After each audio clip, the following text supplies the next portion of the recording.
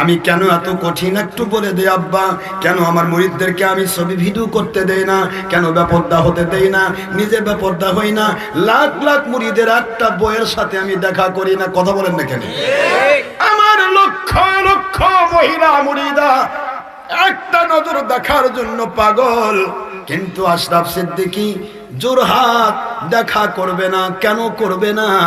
কারণ আমার নবীজি বলেছিলেন, ও উম্মুল মুমিনিন, বুখারী মুসলিমের হাদিস, উদখুলু ফি বুয়ুতিকুন্না, আপনারা ঘরে ঢুকে যান।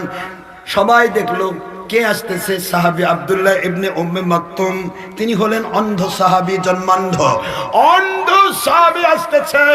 মহিলা দেখ হুজুর বলতেছেন স্ত্রীরা ঘরে ঢুকে যান। আল্লাহর কোরআনে আইন নাজিল হয়েছে, পরনারী পরপুরুষ দেখা হলে হাইটা লো দিতে হবে, লংটা ডিফার দিতে হবে।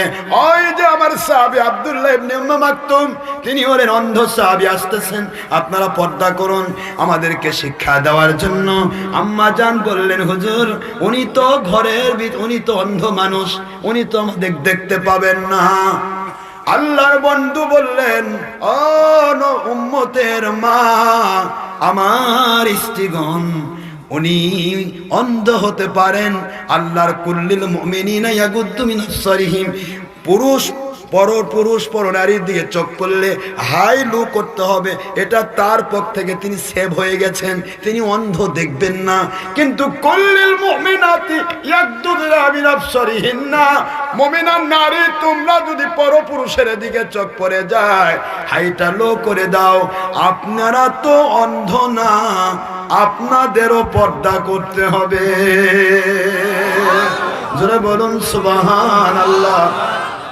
আমি আমার প্রজেক্টর আলা মুন্সি ভাইদেরকে বলি, কেমনে বাহাস করবা ভাইজান? মহিলার মধ্যে প্রজেক্টর দিয়ে কাক দেখাও, তোমাক না তোমার আব্বাক? তুমি কি এই এলাকার মহিলার পরপুরুষ না আপন পুরুষ? তুমি কি অন্ধ সাহাবী আব্দুল্লাহ ইবনে উম্মে মাকতুমের চেয়ে দামি সাহাবী? কে বলো?